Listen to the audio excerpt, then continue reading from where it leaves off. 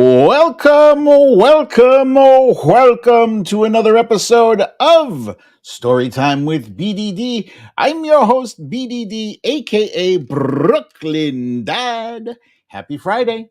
Happy Friday, folks. I feel chipper. I feel like I got a little bit more pep in my step.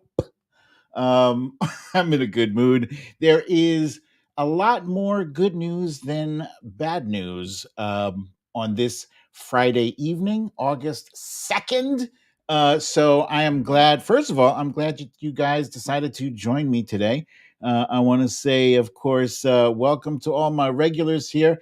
And I see Zelda. You have been somebody has occupied your spot atop the first arrivals there. We have someone named Spank Flaps who's saying this is a first year. Somebody's beating out Zelda.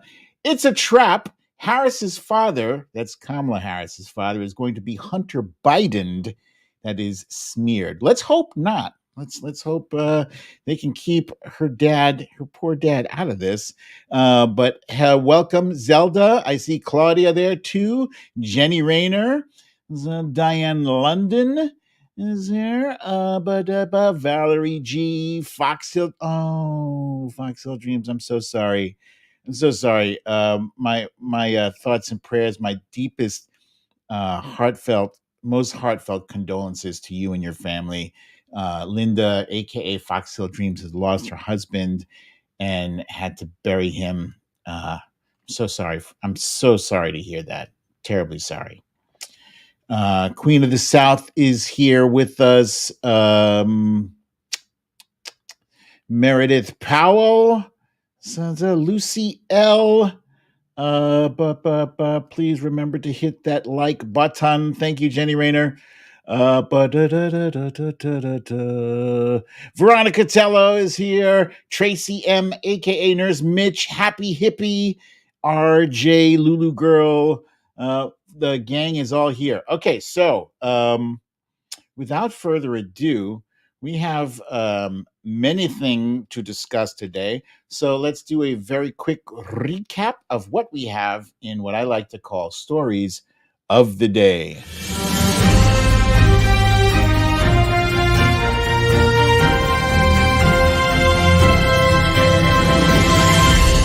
Stories of the day.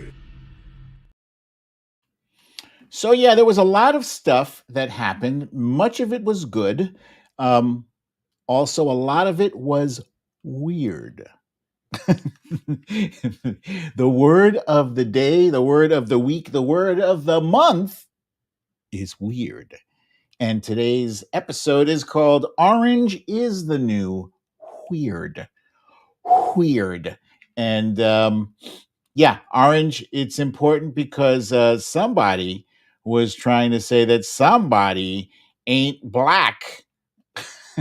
I seem to recall Joe Biden getting in some trouble behind some shit like that. But yeah, at the NABJ, which is the National Association of Black Journalists, Donald Trump found himself saying that he didn't know Kamala was black. He said she's been Indian up until, man, he picked the worst time, the worst place to go down that road. But go down that road he did. And meanwhile, Kamala Harris is riding a wave of enthusiasm and sass and verve and BRAT, all them good things, all of the fundraising things, all of the polling things. Everything is going up, and that's a good thing. And a great thing, a big win for America was yesterday. President Biden managed to secure the return of several American hostages from Russia. And yes, it was a hostage swap, but nonetheless, we got our people back home. Sure, there are still people there in Russia, but let's rejoice and celebrate. This is a big win, and it's a win that a certain somebody said would only be delivered to him, not to Joe Biden. And before I forget, please remember to hit the subscribe button. It's in the lower right-hand corner of the screen. And also remember to hit the like button. It looks like my thumbs up right there. Please do so. That does help the channel, algorithm, etc., etc. Real quick, I don't have video for you guys on Sonny, aka Mike. Sometimes he presents himself as a Mike. I can't explain it. It just is what it is. I often, with people and things that I love, give them multiple names. Like Rain, for instance, our dog has many names. So the kitten. We just got him his shots today, his rabies shots. He couldn't take them until now. The last time we took him to the vet, he was 2.5 pounds. That was about a month ago, maybe. He is now 5 pounds. So he's gotten big, and he's doing well. Let's see what we got here. Oh, the Defiant. And of course, let's see. Of course, I did forget to upload the video that I wanted to show you, but that's fine. I will just upload that now. Let me see what my friends are seeing here. Sandra from Paramount, California is here too. Zelda informing us that Trump lost black voters. I'd be shocked if he didn't lose a ton of them. And I guarantee you, before the election, we are going to be replaying that video over and over and over. One reason is because I enjoy that video. It was amazing. It was amazing. I was like pinching myself. Is this happening? Is this really happening? It's so good. So Kenny and I had a good time this last show. Unfortunately, we did miss the hostage return because we did record on Wednesday. But here's a little snippet of what we did discuss on the most recent episode of The Defiant. But really, we actually do have some other topics that I would love to cover in a segment that I like to call "I'm Old Enough to Remember When."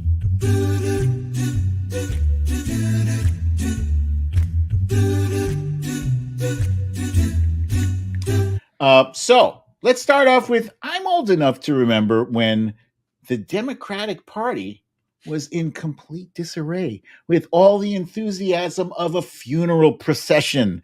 And now it has been transformed. It has been shot with an injection of B12 vitamin. The enthusiasm is overflowing, the optimism, whatever you want to call it. Like I remember, I'm old enough to remember when President Biden, after that debate, do you remember how morose everybody was? Dismal. And so that was followed up by a full year, maybe 2 years, maybe 3 years of the media talking about just how old Joe Biden was. That's all we heard. God damn it. We're trying to say, hey, he's doing some great things with the Inflation Reduction Act and the infrastructure and the chips and the PACT Act. But he's old. But he's old. Man, but he's old. So Kenny and I had a ball there, and I just want to say before I go any further, Zelda, my goodness, thank you so kindly for supporting the show. We greatly appreciate your generosity. Thank you so kindly. So you guys can check out the Defiant podcast. If you missed the live stream yesterday, you can go to the Really American YouTube and make sure you subscribe there so you get a notification every time we go live. And we happen to go live every Thursday at 5:30 p.m. Eastern time. Don't miss it. We have a good time there. Let's see what else we have. Oh, okay. The Paris Olympics, the 2024 Olympics, is something that for some reason I'm just not I'm not clicking with it this time around. I have been missing the Olympics, but I did not miss a historic day yesterday. Excuse me. At least the headlines, and the headlines were that Simone Biles and Katie Ledecky have made history with just their gold winning ways. Simone Biles actually got the second all Olympic all around gold there, and she also stands a chance to earn more gold with the individual events. So that's incredible. And also, Katie Ledecky is already a legend. She has the most gold medals in women's swimming, period. So that is tremendous. And it's woohoo for America, USA, USA. You know, that's a misconception that that Republicans own that whole patriotism, celebrating our flag and our country. That's bullshit. In fact, I think Democrats have really taken up that mantle there, because at least we don't storm and attack our U.S. Capitol when we lose an election. And also, that was one of the ideas behind Really American. Like, that was us, reclaiming that sense of patriotism. Democrats are very patriotic, I'd like to say. Moving on, last week I told you guys that we were going to see Deadpool and Wolverine, and that was hinging on whether or not daughter wanted to see it, and she did. So I was stoked that the whole fam got to go and check out this movie that was very funny. Now, do you need to see previous movies to enjoy this fully? No, but it does help. It does help. There are some jokes that are callbacks to the first one or the second one or whatever. So it doesn't hurt. Let's see. So yeah. Oh, and there's a cute little doggy who almost steals the movie away. So yeah, this was fun. Fun movie. This is a movie that I just saw on, God damn it, I think it might have been HBO. I'm sorry, I forgot what channel this was on, but it's called Knox Goes Away, and I never even heard of it when it was in the theaters. If it even hit the theaters, it might have been a straight to video. But it's actually a quality movie starring Michael Keaton, who I love. I love Michael Keaton's work. I think he's a tremendous actor, and he plays a an assassin at the top of his game, but this assassin is experiencing a rare form of dementia. He's completely losing his memory, and he's maybe only got I think the doctor tells him he's got weeks, not months. So he starts getting his affairs in order, and things happen. I don't want to spoil it for you. It is very good, and with it, an impressive cast. James Marsden is the guy who played Cyclops in the X-Men movies, the old X-Men movies. Marcia Gay Harden, I believe, is the lady's name there, and Al Pacino. Al Pacino be popping up in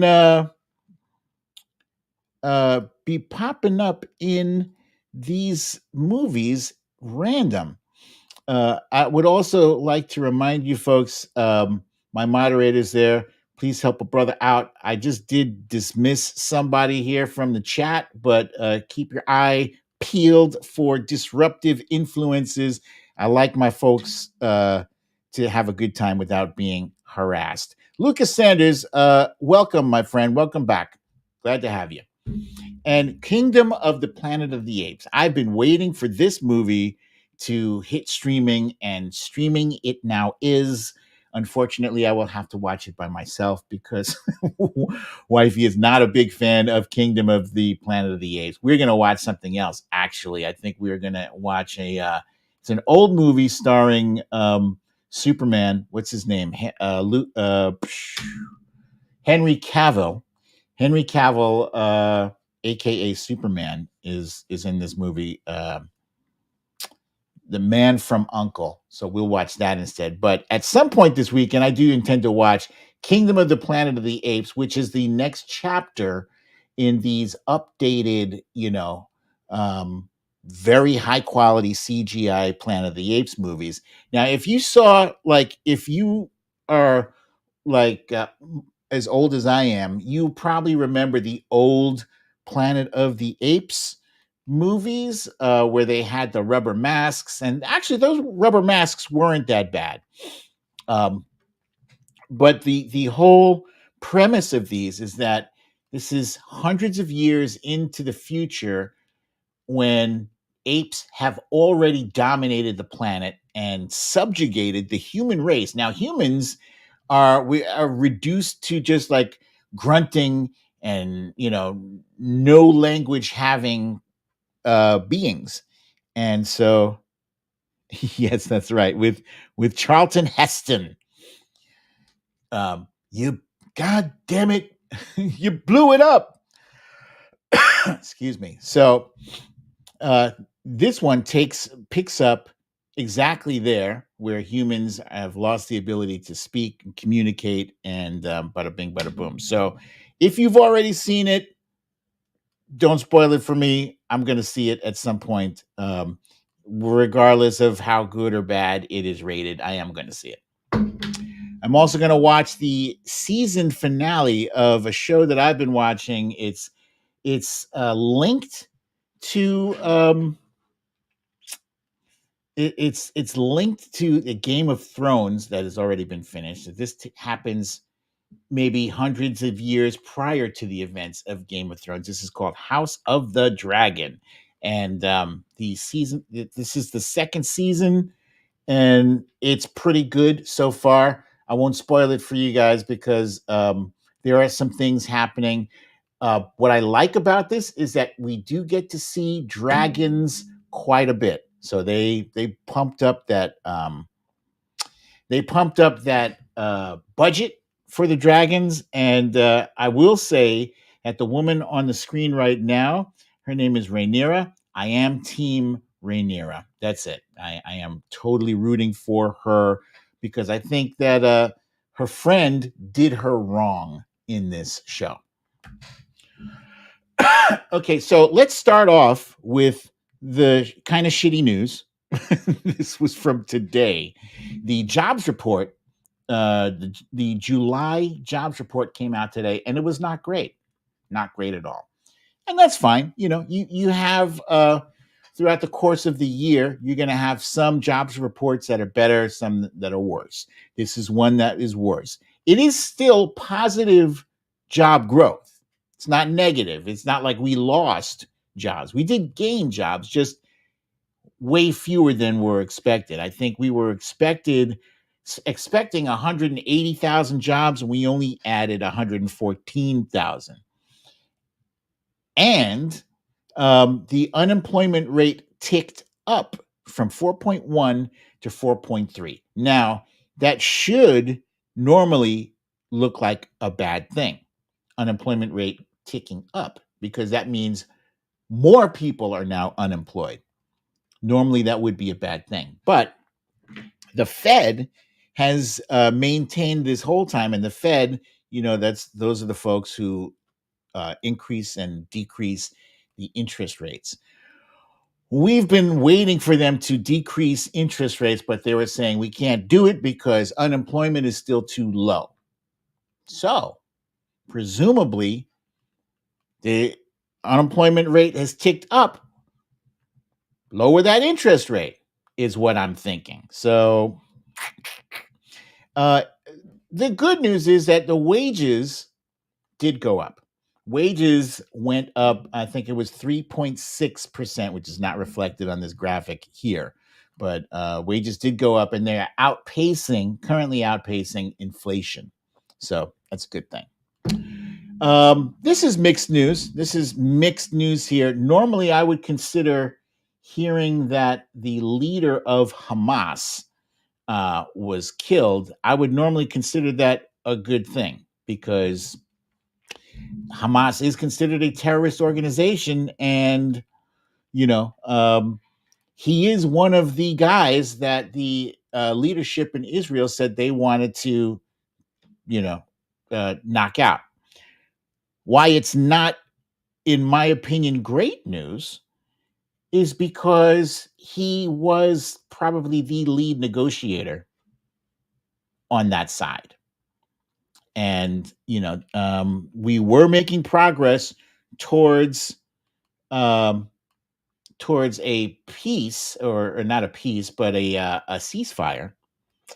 And now I don't know what that does to the ceasefire thing, but this assassination, I guess, of the Hamas leader was in response probably to the killing of 12 children in, I'm going to butcher the name of this city or town, Majdal Shams, right? Which was a tragic thing. There were 12 children playing soccer killed. That's awful. When I watch this, when I watch these events unfold, my conspiracy brain works overtime because I wonder why, like Hezbollah apparently denied involvement in this. Israel saying that Hezbollah did this. Why would they deny doing it? I mean, I would think if Hezbollah is fighting Israel, they want to claim credit for the things that they do. So if they're striking out at Israel, why not claim responsibility for this? I don't know. But who benefits from the continuation of the war as opposed to a ceasefire? Who benefits from a ceasefire being disabled? I would guess probably the main guy who benefits from that is Netanyahu, because as soon as there's peace, he's going to be out of a job. So I don't know what to say about that. I am still hoping for peace. I think there's still a chance for a ceasefire to come out of that, but I wouldn't get my hopes up, at least not before the election. Hey, some good news is that Kyle Rittenhouse, that Shittenhouse, is sad. Kyle Rittenhouse, the guy who was acquitted for killing two people in a protest that went out of control. Kyle Shittenhouse is sad because MAGA is mad at him. In fact, I believe today he lost about 20,000 followers on Twitter. Why? I believe it's because he is now, he's mad at Donald Trump. Donald Trump has apparently had some stance on the Second Amendment that he disagrees with, some things or whatever. I didn't care enough about his position to look into it. What I did learn is that he is apparently going to be writing in Ron Paul's name the election. So I guess that's a plus for us, right? Because any fewer votes for Donald Trump is a net positive, I think, overall. Like, I don't care if they write in Mickey Mouse, if they write in Ron Paul or whomever, write in their next door neighbor, or if they stay the hell home. I don't care. All I know is we have to make sure we go vote and that we bring people, who normally wouldn't vote, bring them to the polls to vote. That's what I care about. So it's a net positive for us. Here is some excellent news. We learned today that Kamala Harris has indeed secured the delegates necessary to become the presidential nominee for the Democratic Party. Now, you might be thinking that's a foregone conclusion. Oh, shit. Wait. Little girl says, "What a dumbass. Good riddance house." Well played. Damn, I should have used that earlier. That's good. So yeah, not a foregone conclusion. And actually, so she was on a call today, and during the call, she noted that she just passed the threshold of delegates needed to secure the nomination. But it's not official until I think the roll call ends on Monday. So we'll be able to celebrate once again. Here's some more good news. Polls. So I will say this again. What I said like a few minutes ago about the thing that we have to focus on is voting, and make sure we get other people to vote. Yes, we can't get too caught up in the ups and downs. This is going to be a roller coaster ride all the way up to November 5th. But with that said, it's okay every once in a while to take a peek, take a glance at the polls, especially when they come out of Fox News showing Kamala Harris either pulling even, or ahead of Spanky McDumbass. Look at this. Wisconsin, 49-47, Kamala. 49-46 in Pennsylvania. 51-43 in Minnesota. And I do believe that Michigan number is wrong. It says 57-47.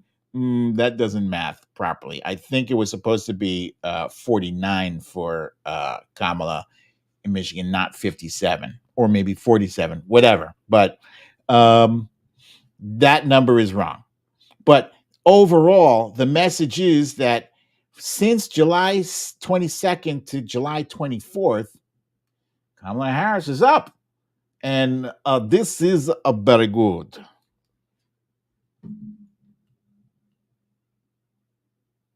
I don't know what this means, Valerie G, but I'm going to read this out in it. Valerie G says, "Did you hear that shady Vance?" I gotta use that one. I gotta use that. That's great. Did you hear that shady Vance told his little boy to shut the hell up about Pikachu because he was on the phone with Spanky? No, I didn't. But that sounds shitty. Shitty. That sounds shitty and shady. Yes. Fundraising numbers are up. Kamala Harris has raised $310 million in the month of July. So let's put this into perspective, okay? We're saying July, but she wasn't really running it. She didn't start running until that Sunday that Joe Biden announced that he was leaving the race. That was the 21st. So let's say she didn't officially start campaigning on the 21st. She hit the ground running the very next day, July 22nd. And from July 22nd up until now, which is basically, let's call that 10 days. Let's be generous and call that 10 days. She raised $310 million in 10 days. That is phenomenal. So she currently has $377 million cash on hand. That outpaces Spanky's haul by $50 million. Wow. Holy shit. That is phenomenal. That's crazy. I don't normally get psyched about fundraising, but that's impressive. Very impressive. And so now everybody is waiting to find out who Kamala Harris will be picking as her VP. Because right now she is Joe Biden's VP. She is Biden's vice presidente. But she has had a team of people vetting these potential vice presidential candidates. And this picture right here is a little bit outdated because some of the folks who are shown are no longer in the running. I will just tell you who it is. From the top row, top left, That's Josh Shapiro. He's still running. Next to him is Andy Bashir. He's still running. Well, not running, but in the running. He's being considered. Next to him, I believe that is Roy Cooper, governor of North Kakalaki. He is not in the running. Pete Buttigieg, he is in the running. Now in the lower left, we have Mark Kelly, Senator, Arizona. He is still in the running. Gavin Newsom, governor of California, no more in the running. Tim Walz, governor of Minnesota, in the running. J.B. Pritzker, governor of Illinois. You don't pronounce the S. Illinois, he is in the running. And Gretchen Whitmer, governor of Michigan, also known as Big Gretch, no longer in the running. So I see some interesting comments here. Claudia says, I hope it is Mark Kelly. He can deal with the border. It's an interesting point. Originally, I was all in for Mark Kelly. I like the guy. It impresses me that he's an astronaut. I don't know why, because not everybody can do that. Only certain people are qualified to go up into space. He is. Also, the whole gun control connection. His wife went through some shit. She was shot in the head. But I've started to sway away, lean away from Mark Kelly because he is, and yes, it is a border state. He can definitely add some context and some depth to that conversation. But he is also the senator of a swing state. Don't want to lose that seat. So, but we have an embarrassment of riches. Everybody here, man, I don't know if you guys saw Josh Shapiro earlier today, but Josh Shapiro had some words for, how you call him? You call him shady, shady Vance. Man, that was funny. Let me see. I'm just going to go here.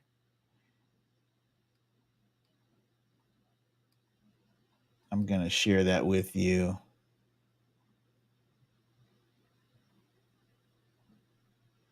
Josh Shapiro completely dismantled Shady Vance, and it was fantastic.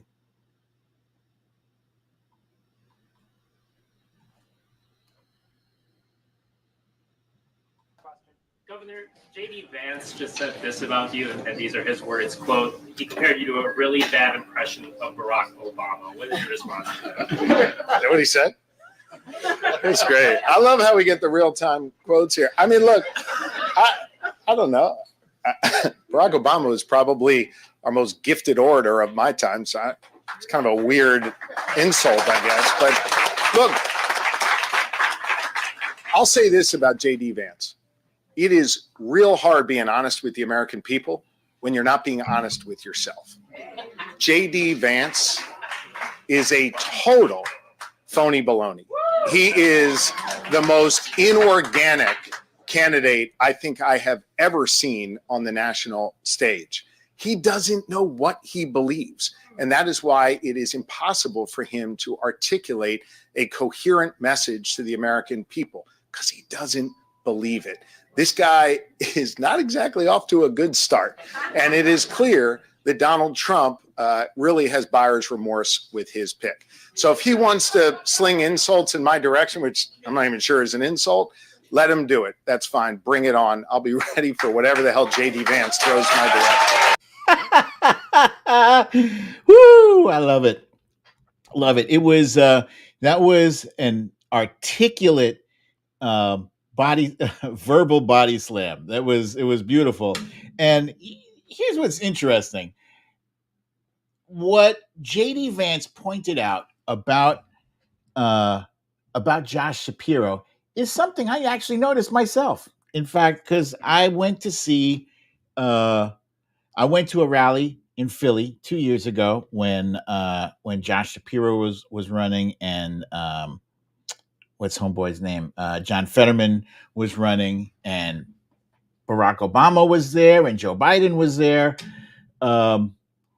And when I was listening to Josh Shapiro speak live, I was like, wow, that guy is great. But then I thought, I was like, he does sound like he's doing an Obama. They say, first of all, they say imitation is the highest form of flattery. If he's emulating Obama, he could emulate, there's a lot worse people he could emulate. He could be trying to emulate Mr. Accordion Hands, but if he's emulating President Obama, I'm good with it. I think it has more to do with something that people refer to as code switching. And code switching is when you speak in one dialect to one group of people and another dialect to another group of people. And you do it because, it's because it comes naturally to you, because you can read the room. You have the ability to do that. And you know what? There are politicians who do that all the time, where they suddenly develop a Southern twang when they're talking to some folks out in the Midwest or down South or whatever. It is what it is. That's part of politics. It's why politicians, shake hands and kiss babies. It's what they do, to gain votes and to endear themselves to people. It's similar to mirroring, whatever. It is what it is. Hey, Monique Lee, I see you there, my friend. But yeah, I don't give a shit about it. I just care that that Vice President Kamala Harris picks the best person to have her back when she is on the campaign trail to go after JD Vance and any other clown who comes for her. You know what I mean? Oh, excellent point. Look at you, Trump Reaper, with this one. Ich bin ein Berliner. And so the relevance of that, I believe, Trump Reaper, correct me if I'm wrong, is that JFK, John F. Kennedy, the late John F. Kennedy, went to Berlin and made a speech, and he said something in German, which he had meant to say, I am a Berliner too, when he made his speech. Hi, Bernadette. But the translation didn't come out like that, so it was kind of goofy, but people kind of understood where he was, what he was trying to say anyway. So thank you for that. That was a good one. Continuing on. So as I said, Kamala Harris is in a flow right now. It feels like she's been campaigning a lot more than she actually is. It's only been, let's call it 10 days. It was last week and it was this week, and she's had some speeches last week. This week she was in Atlanta, and it was quite a show. It was a show. We had Megan the Stallion was there. Stacey Abrams was there. I'm not sure who else was there, but just right off the bat, Stacey Abrams would have been enough for me. But Stacey Abrams and Megan the Stallion and some butthurt Trumpers were trying. It's funny. They were so mad that Kamala Harris had such a massive crowd. The place was packed to the rafters, and they were all in my replies saying, they weren't there for a speech. They were there for a rap concert. Yeah, okay. But everybody had placards, and everybody was waving those placards. Let me see if I have that. I'm pretty sure I do have that video. Let's see.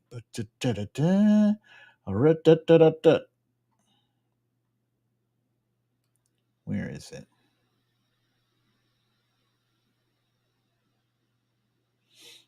I don't have that video, but anyway, in any case, everybody was waving their pro Kamala Harris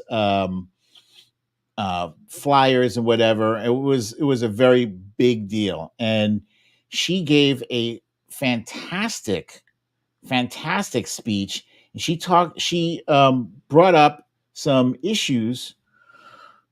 Let's see. I must have that. This is annoying me that my thing is not here. Hang on. She brought up, for instance, the people on the right are trying to turn her stand on immigration or her involvement with the border. They're trying to turn that into a weakness. So what did she do? She went right at them. Oh, here's the waving thing.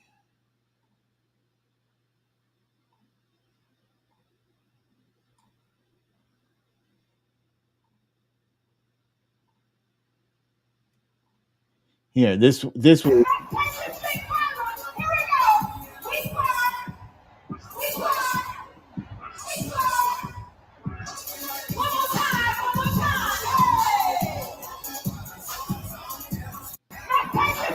So yeah, okay. You want to try and say that at a rap concert, everybody is waving Harris for president flyers. That's what they do at rap concerts. Because I know I haven't been to a rap concert in forever, but I thought that rap concerts were a little bit different. Let's see. Oh yeah. So anyway, they were trying to turn her border involvement into a weakness, but she went right at them. And here's what she said. Our administration worked on the most significant border security bill in decades. Some of the most conservative Republicans in Washington, D.C. supported the bill. Even the Border Patrol endorsed it. It was all set to pass. But at the last minute, Trump directed his allies in the Senate to vote it down. Right. He tanked the bipartisan deal because he thought it would help him win an election. Which goes to show Donald Trump does not care about border security. He only cares about himself.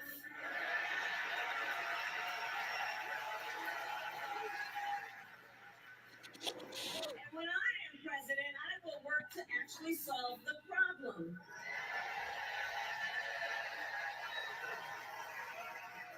So here is my pledge to you. As president, I will bring back the border security bill that Donald Trump killed, and I will sign it into law and show Donald Trump what real leadership looks like.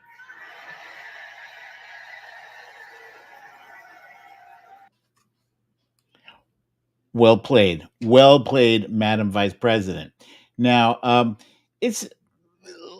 let me just address this real quick, right? What she did right there is she brought it back to what Donald Trump and Republicans did. They blocked that bipartisan border security bill, which would have basically taken immigration and the border away from Donald Trump as a weapon to use against Kamala Harris. Now, they didn't just like spend 5 minutes on that bill. They were working on that for a while, for months and months. They worked on that thing deliberately. They sat down and people from both sides worked on it. And, most Democrats actually weren't too fond of it because it had such a conservative lean to it. This was, by all accounts, this was like the wet dream of a conservative politician, this bill. So if they had passed it, this would have solidly addressed a lot of their issues.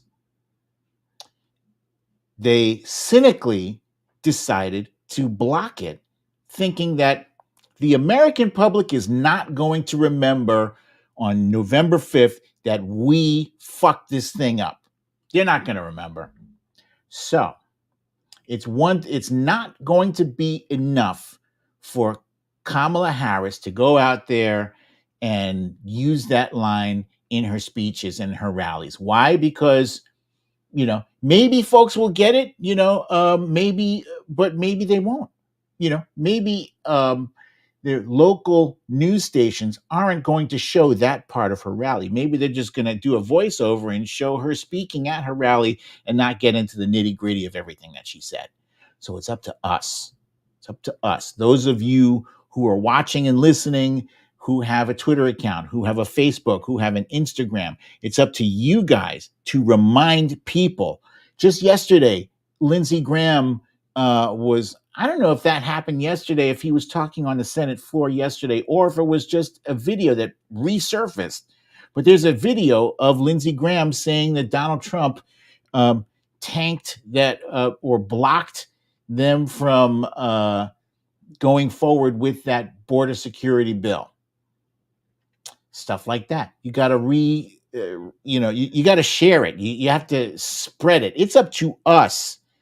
We're on the front lines here. You and I, us. It's up to us to spread the word, and spread it we shall.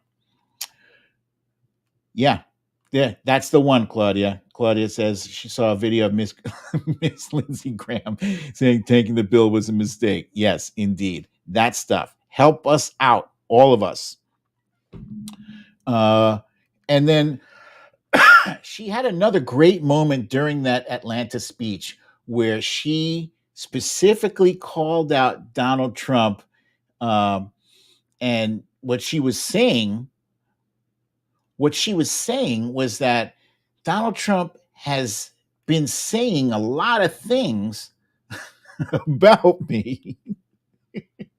You know what? Let me just, without further ado, let me just not spoil it. And you might have already seen this, but if you haven't, this is one of my favorite things that she's done in a while. She totally snatched his wig. This race is shifting. And there are signs that Donald Trump is feeling it. You may have noticed. So last week, you may have seen, he pulled out of the debate in September he had previously agreed to.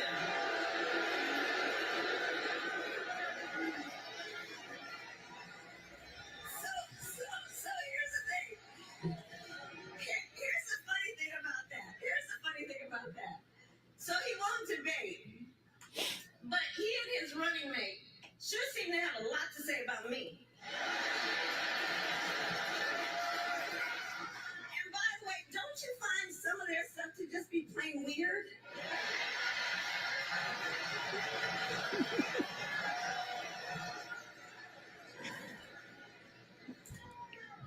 Well, Donald. Well, Donald.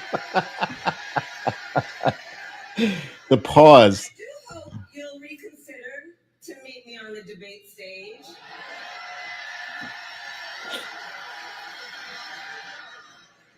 Because as the saying goes, if you got something to say, say it to my face.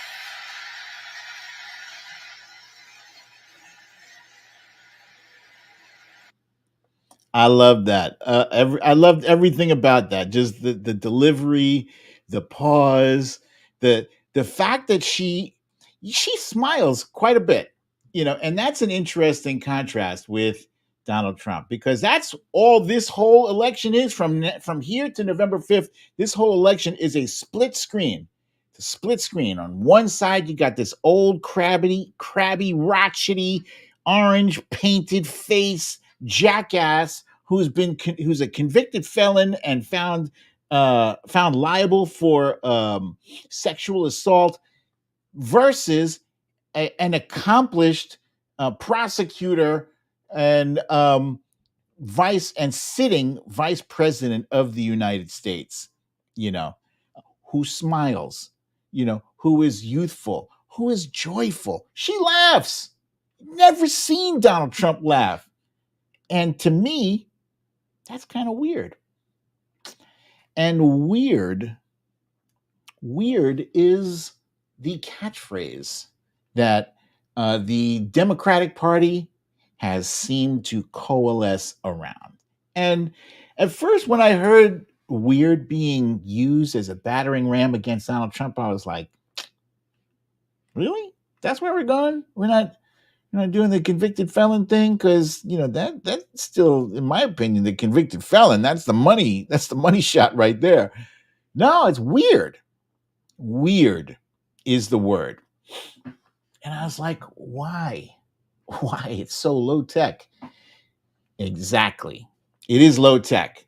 And here, Jenny, you beat me to it. Jenny, I'm going to just read what Jenny wrote here. She says, she's communicating on Trump's level, and that's good in this case. He doesn't have a comeback. 100%. That is what it is. Because Donald Trump loves to call people loser, dummy, all of these fifth grade insults. It's always the fifth grade insults. It's like you don't have 3-syllable insults. You don't have 12-letter words. He's not using any SAT words on anybody. He's using, I love the poorly educated. He loves the poorly educated because they're the easiest to manipulate. And how does he manipulate them? With those fifth grade words. They're simple. They're low tech. Weird. 5 letters, 1 syllable. Weird. And it's a concept that people can wrap their brain around. They look at a guy, like Donald Trump, if you do a side by side with him wearing these high-rise socks and shorts next to a picture of Hitler wearing the same outfit, that's weird. That's kind of weird. Even the way he's holding his hand on his hip, it's weird. It's weird. Why is he in so many pictures with Jeffrey Epstein? He's in more pictures with Jeffrey Epstein than he is with Barron. That's weird. He's all over the guy's call logs. That's weird. When asked if he would declassify the 9/11 files, he immediately said yes. When asked if he would declassify the JFK files, he immediately said yes. When asked if he would declassify the Jeffrey Epstein files, he was like, he paused. He was like, well, yeah. And there it was right there. Showed his hand. And that was on Fox News. It was a Fox News interview. He only does Fox News interviews now. He won't do interviews with anybody else because anywhere else he goes for an interview, he's going to stumble on that shit.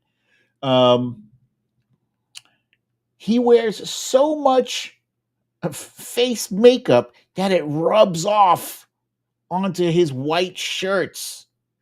Look at that shit. That's gross. It's weird. Anyway, this weird old guy went to the NABJ conference, the National Association of Black Journalists. And this, mind you, this meeting, this invitation of Donald Trump was controversial. There were a lot of people who were in attendance who disagreed with him even being invited. There were some, I think it was the co-chair of the NABJ, who resigned, who stepped down. I will have nothing to do with this, and separated themselves from it, said, I don't want to be associated with this. And, when I first heard about it, and then I heard that Harris Faulkner, the Fox News, the token Fox News host or whatever, was on the panel, I was like, oh boy. But anyway, I didn't even know that it was going on. And I happened to be watching MSNBC at the moment. And I'm so grateful that they put this on. They basically put it on as it began. And as you can see, there's Rachel Scott of ABC. She's leaning into a handshake there as he is about to sit down. And I think this thing got started late. He was blaming them. Who knows whose fault it was that it got started late, but these things happen, right? And that was about as cordial as, as the event was going to be. It wasn't any more cordial than that. And here, this is an interesting moment there that some people pointed out. There's a video of him reaching over to the table where there are two water bottles, one that's closer to him and one that's further away that presumably is hers. And he grabs hers, and it looks like he was tightening the bottle. He's petty. I'm sure that's what he was doing. Anyway, she started off with a question that he insisted was rude and horrible. And I'm not going to editorialize what she said or how she said it. I'm just going to play it for you and let you guys decide. Was she rude, or was she just asking? Was she just basically repeating things he said and asking him about it? So let's see. It's here. Bookmark, show. And yeah, here we go. Former President Barack Obama saying about some of your rivals, from Nikki Haley to former President Barack Obama, saying that they were not born in the United States, which is not true. You have told 4 congresswomen of color who were American citizens to go back to where they came from. You have used words like animal and rabbit to describe Black district attorneys. You've attacked Black journalists, calling them a loser, saying the questions that they ask are, quote, stupid and racist. You've had dinner with a white supremacist at your Mar-a-Lago resort. So my question, sir, now that you are asking Black supporters to vote for you, why should Black voters trust you after you have used language like that? Well, first of all, I don't think I've ever been asked a question so in such a horrible manner. First question. You don't even say, hello, how are you? Are you with ABC? Because I think they're a fake news network, a terrible network. And I think it's disgraceful that I came here in good spirit. I love the Black population of this country. I've done so much for the Black population of this country, including employment, including opportunity zones with Senator Tim Scott of South Carolina, which is one of the greatest programs ever for Black workers and Black entrepreneurs. I've done so much, and and I say this, historically Black colleges and universities were out of money, they were stone cold broke, and I saved them, and I gave them long-term financing, and nobody else was doing it. I think it's a very rude introduction. I don't know exactly why you would do something like that. And let me go a step further. I was invited here, and I was told my opponent, whether it was Biden or Kamala, I was told my opponent was going to be here. It turned out my opponent isn't here. You invited me under false pretense. And then you said, you can't do it with Zoom. Well, where's Zoom? She's going to do it with Zoom, and she's not coming. And then you were half an hour late, just so we understand. I have too much respect for you to be late. They couldn't get their equipment working or something Mr. was President, wrong. I would love I think you it's to a answer the very question nasty on your rhetoric question. and why you I have think answered the Black voters question. trust you with another I have years. been the best president for the Black population since Abraham Lincoln. That's my answer. Better than President Johnson who signed the Voting Rights Act? For you to start off a question and answer period, especially when you're 35 minutes late because you couldn't get your equipment to work in such a hostile manner, I think it's a disgrace. Let me just ask a follow-up, sir, and then we'll move on to other questions here. Some of your own supporters, including Republicans on Capitol Hill, have labeled Vice President Kamala Harris, who was the first Black and Asian American woman to serve as vice president and be on a major party ticket, as a DEI hire. Is that acceptable language to you? And will you tell those Republicans and those supporters to stop it? How do you define DEI? Go ahead. How do you define diversity, equity, and inclusion? Okay, yeah, go ahead. Is that what your definition? That is give me a definition then. Would you give me a definition? Yeah. Give me a definition. Sir, I'm asking you a question. No, you have to define it for me if you I just defined it, sir. Do you believe that Vice President Kamala Harris is only on the ticket because she is a Black woman? Well, I can say no. I think it's maybe a little bit different. So I've known her a long time indirectly, not directly very much. And she was always of Indian heritage, and she was only promoting Indian heritage. I didn't know she was Black until a number of years ago when she happened to turn black, and now she wants to be known as black. So I don't know, is she Indian or is she black? She is always And you know identified as a black I woman. She respect goes to either black one. college. I respect either one, but she obviously doesn't, because she was Indian all the way, and then all of a sudden she made a turn and she became a black person. Just to be clear, sir, do you And I believe think that she is? somebody should look into that too when you continue in a very hostile, nasty tone. It's a direct question, sir. Do you believe that Vice President Kamala Harris is a DEI hire? As some I really don't know. I mean, I really don't know. Could be. There are some, and there are plenty. I know this lady right over there, Harris, is a fantastic person who just interviewed me at length. And we had a great interview, I think, and I heard you got very good ratings on that. Well, you told me it was the longest one of your life, so we had a good discussion. Look, I want That was spectacular in how horrible it was. I mean, I was watching that. I was like, is this really happening? It was almost better than if there was video of him saying the N-word. It was better, almost better than that. I mean, it was his entire ignorance on display for everyone to see. Now, granted, that may have been calculated. You know, when I first watched that, I was like, this stupid motherfucker, he was trying to gain black votes.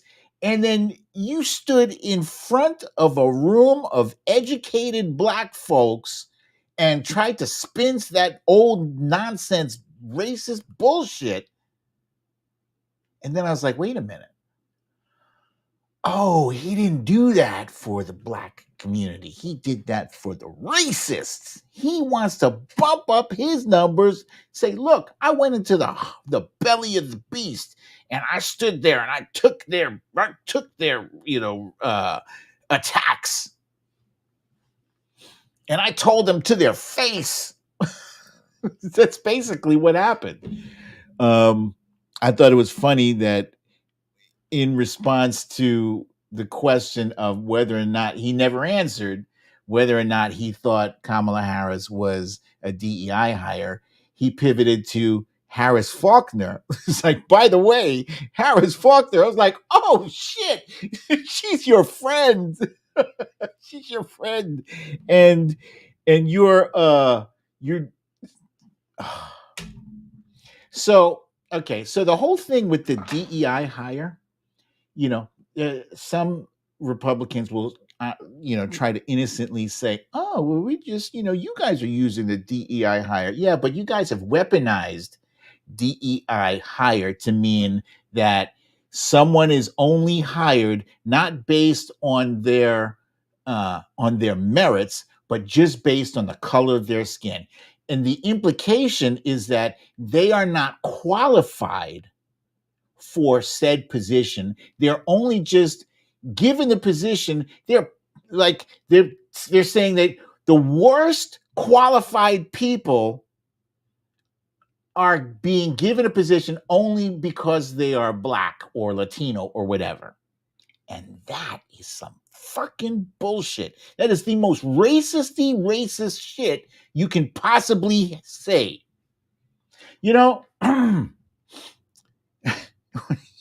When he said that she only just decided to be black, you don't just decide to be black. You're born black. And so I myself, I've been black my whole life.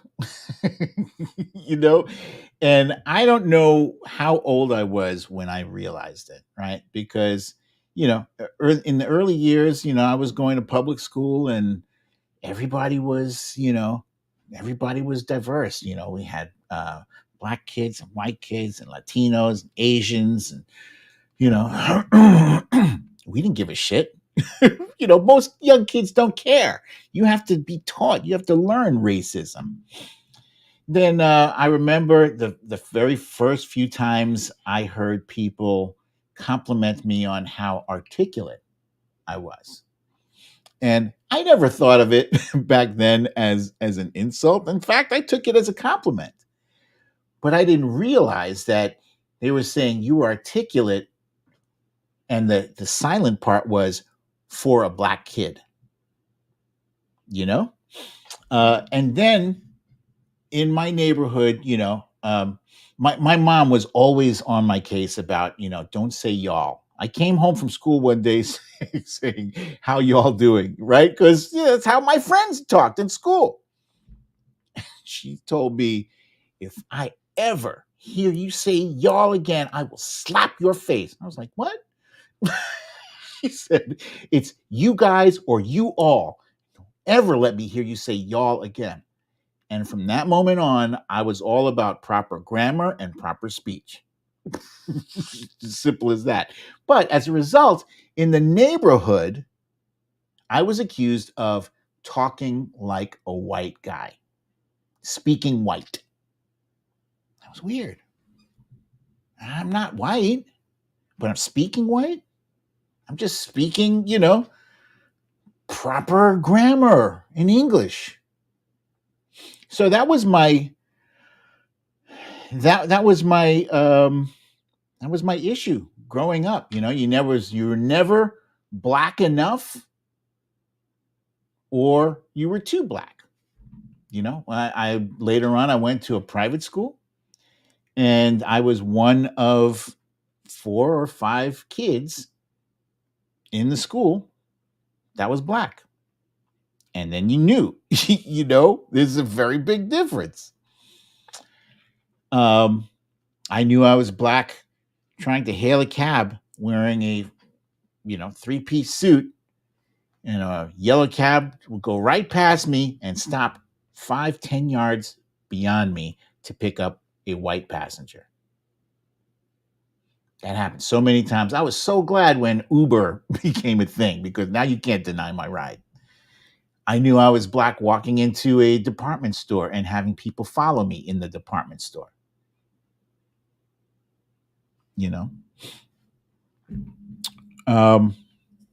So when you're black in America, this fucking racist motherfucking country, you know it. It's not a surprise. It's not something you choose.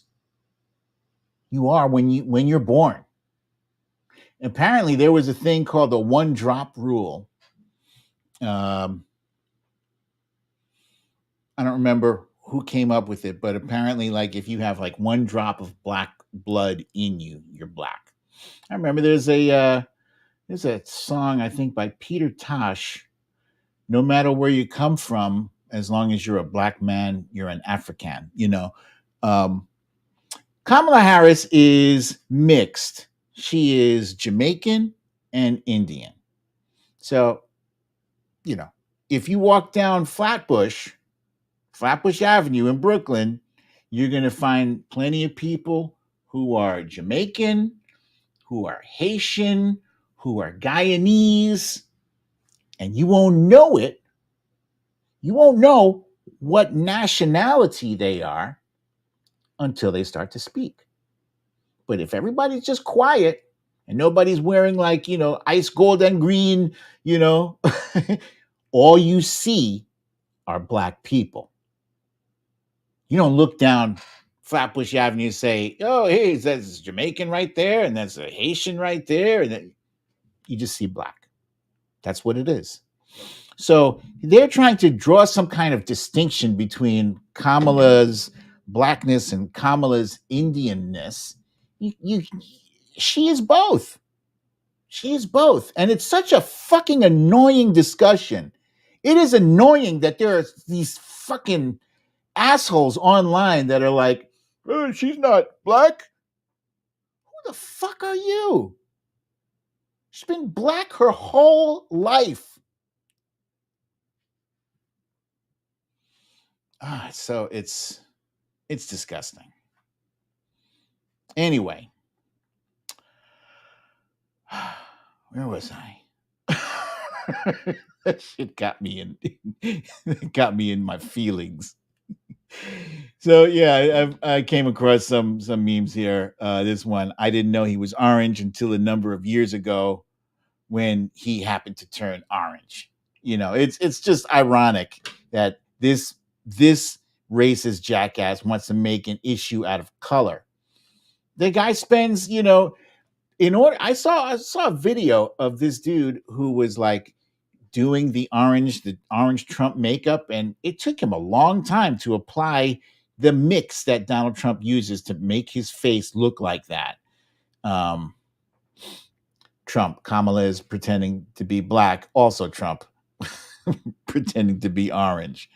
Hello 911, there's a black woman running for president of the United States. Yeah, so he is flailing, he's floundering, he has no idea how to effectively attack Kamala Harris. So he goes for what he knows, and it's the racism thing. That's how he's been his whole life. There's plenty of video. There's a video of him talking to Congress where he's doubting that somebody is Indian. That's how he's been his whole life. Here's a black woman here, Tanya Chutkin, who is also Jamaican, who is going to be Jamaican his ass. She's going to be Jamaican Trump flip the fuck out because that election interference case is now back in her court. And I can't wait, man. I do hope that Donald Trump is sentenced to prison time in that other case, in Juan Merchan's courtroom. But this, at least, will make some progress on this one here. So the big news yesterday, was that President Biden, after a long time, I don't think it was months or years of careful negotiations and calibrations and talking to this international partner and that international partner and talking to the Chancellor of Germany and all this stuff to negotiate the release of prisoners from Russia. It was Evan Gershkovich, there was Paul Whelan, and there were two other hostages whose names, forgive me, escape me right now. But this was, they say, the biggest prisoner swap in history. And what's noteworthy about this is that Donald Trump insisted that Evan Gershkovich was not going to be released to anyone but him. And actually, I do have that video. We do have the receipts. Let's see. Where is it? It should be here. Let me just go here. I think it's at the top. Here we go. The reporter for the Evan Gershkovich, the reporter for the Wall Street Journal who is being held by Russia, will be released almost immediately after the election, but definitely before I assume office. He will be home. He'll be safe. Vladimir Putin, president of Russia, will do that for me, and I don't believe he'll do it for anyone else.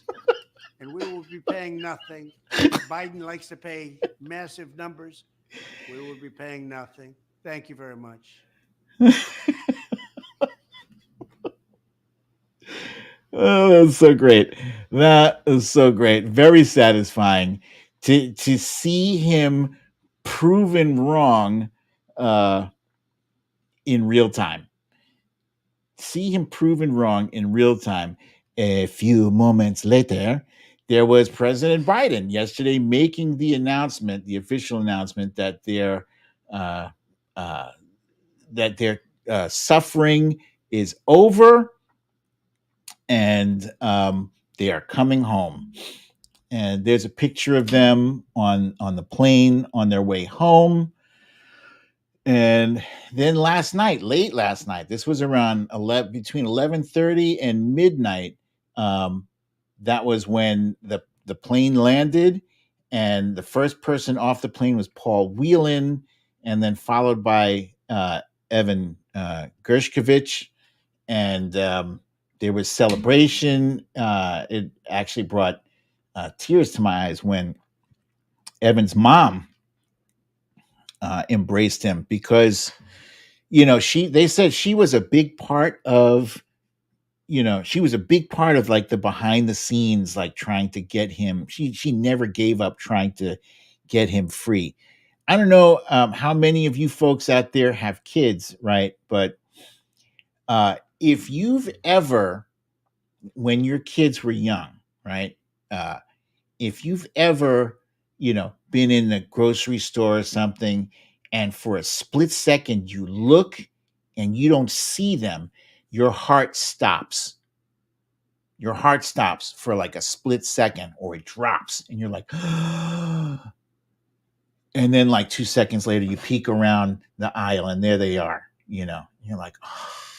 So when my three now adult sons, when they were little, I had them trained. Whenever we went out, they were to follow me without fail. So you ever see a mama duckling and a mama duck and her ducklings, wherever she goes, they go. That's how my boys were. and it lasted. It lasted until they were in their teens. But anyway, that feeling of panic, of fear. Now that multiply that by 1,000,000 when you know where your child is, but he or she is in a Russian prison thousands of miles away from home.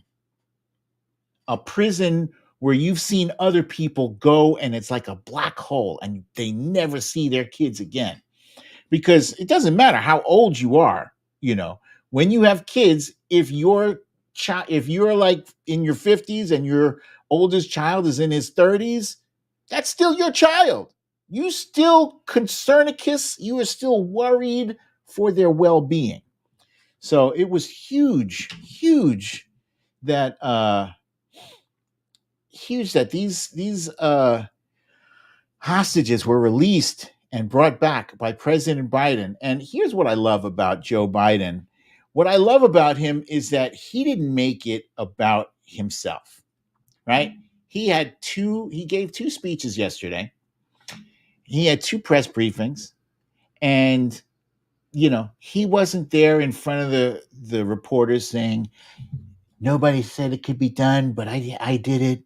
It was all me. They couldn't have done it without me, and I'm special, and I'm the greatest. It wasn't about him. He talked about family.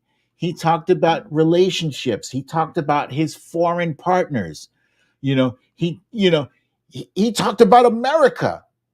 He didn't talk about himself.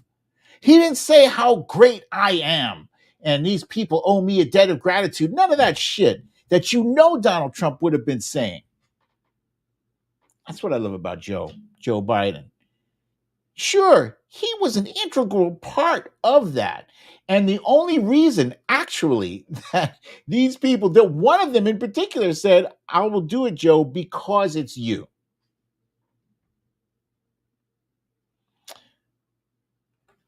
But you didn't hear him harping on that at all.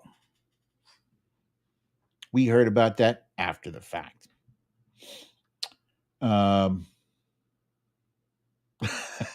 Jenny said she's on my tweet where I talked about that. She said she blocked 30 trolls off her reply to that tweet. So my advice to you guys, if you reply to my tweets are like freaking like flypaper to trolls. So if you're looking for trolls to block, come to my tweets and use that as a block list. Yeah, they show up.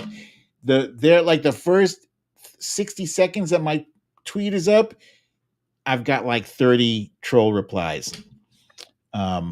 Yes, Bernadette, President Biden is never selfish. He is very selfless. This man is still busting his ass to do his job. He's already passed the reins over to Kamala Harris, but he's still trying to get shit done. He's not trying to, run out the clock. He's trying to, rack up as many points for the American people that he possibly can. And so he's a wonderful, wonderful guy. So I am very happy that that I chose to vote for and helped elect President Biden into office. And I'm excited as hell. I'm excited as hell for to elect Kamala Harris as our first black woman president. First woman president, first black woman president. It's a big deal. So yeah, guys, that's oh, and before I forget, yesterday, you guys remember Brittany Griner? Brittany Griner was also in a Russian prison, was also brought back by President Biden. And there was criticism about bringing her back because in order to get her, we had to release a guy who was a Russian assassin or something. Same deal as yesterday. We had to release a Russian murderer or whatever. But, you know, in the overall scope of things, Donald Trump released 5,000 Taliban, you know, in order to get some hostages back home. So, so you didn't see Joe Biden releasing 5,000 of anybody in order to get Brittany Griner home, but she did participate in the Olympic Games yesterday, so that's pretty cool. Very cool. Anyway, you guys, thank you so much for joining me for another episode of Storytime with BDD. I'm your host, BDD, aka Brooklyn Dad. And let's see, it is pizza and movie night. I think I mentioned that at some point I'll be watching Planet of the Apes, but I think we're going to start off with that Henry Cavill movie, Man from U.N.C.L.E. So, guys, thank you again for joining me. I look forward to seeing you all here, same time, same place. I love you all. Peace. Wait. Let's try that again. I love you all. Peace.